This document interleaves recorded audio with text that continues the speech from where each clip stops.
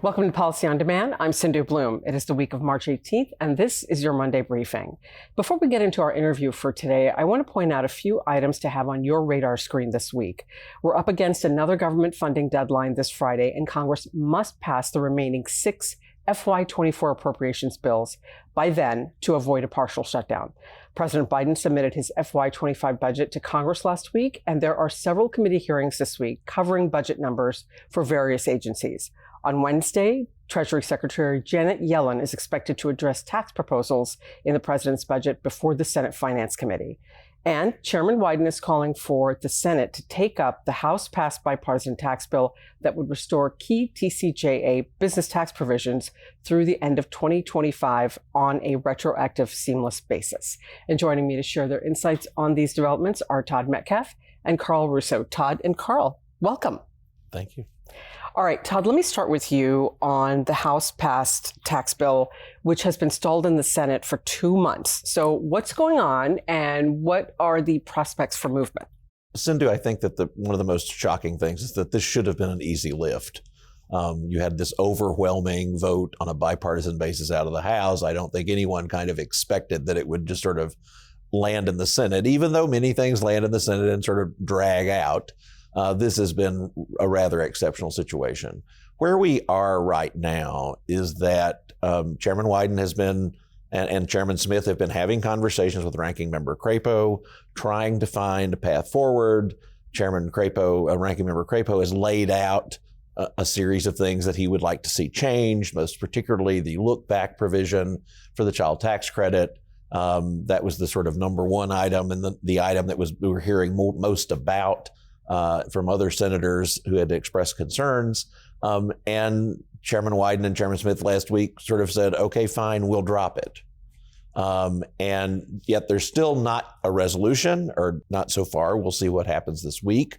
But in the meantime, what Chairman Wyden and others who are proponents of the bill are doing is asking Senator Schumer to file a motion to put the bill on the floor, to sort of say, we're going to have a vote on this. We believe there are sufficient votes, or they believe that there are sufficient votes to sort of get over that 60 vote hurdle. And, they're urging Senator Schumer to do just that, sort of call the bluff. Sure. And try to move it forward. We might see that motion filed at the end of this week before they leave for their Easter recess, but we'll just have to see. Okay. And Karl, I want to talk about the retroactivity piece of it. What is the cost for that? Yeah, so the retroactive piece of this has been raised as a potential windfall for companies, for activities that they've already undertaken on the business provisions. On the research and experimentation provision, it actually doesn't add to the 10-year cost at all, because it all reverses in the window, because it's only domestic R&D that would be recovered over 5 years anyway. There's a small piece for the other two provisions, maybe as much as $10 billion on the interest provision for the years that go back in time, and for the cost recovery provisions on bonus depreciation, a little bit for the long-lived property that wouldn't all reverse in the 10 years. But it's a relatively small piece, at least budget-wise, in the overall cost of the bill. Right. Okay. Todd, I want to find out from you. So if this does not pass the Senate, what happens? There are procedural things that we can anticipate, but really, what are the repercussions for this? If the House-passed bill does not clear the Senate and go to the president's desk, whether it's modified by the Senate and then sort of passed, but those modifications passed by the House, if it doesn't go to the president's desk in the next month or so, I think it's not going to go to the president's desk this year, and so therefore before the election, et cetera, et cetera. What that ultimately means, I think, is it will have a tendency to complicate negotiations next year on those TCJA provisions that are expiring, simply because these provisions, there will probably still be a desire to restore these provisions, but because they won't be in the baseline at the time, they're just going to increase the cost of that already enormously costly transaction that we're facing at the end of 2025.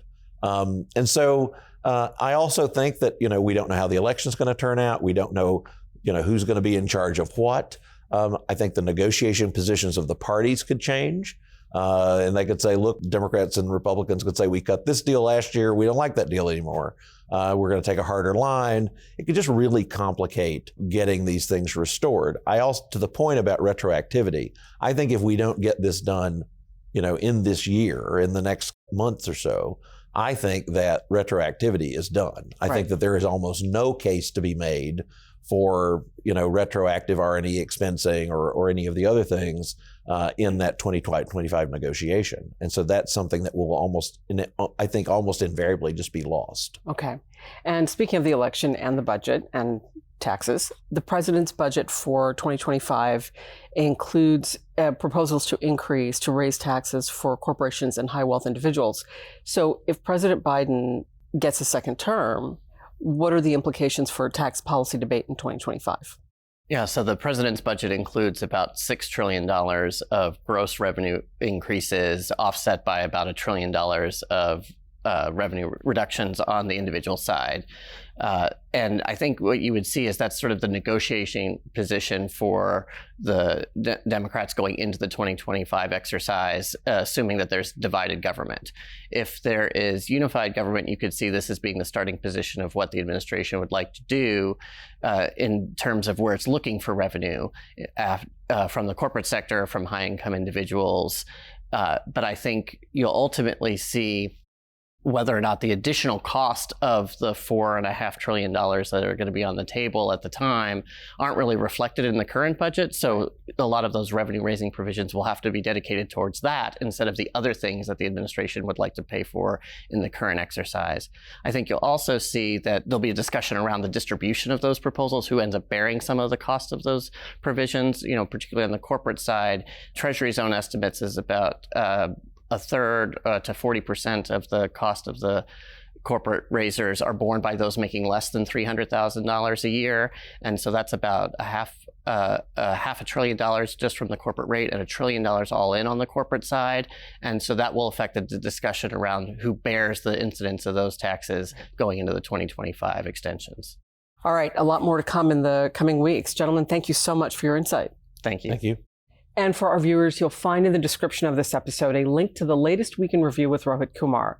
Stay tuned for another Week in Review coming up this Friday. We appreciate you spending this time with us, and we'll see you next time. Take care.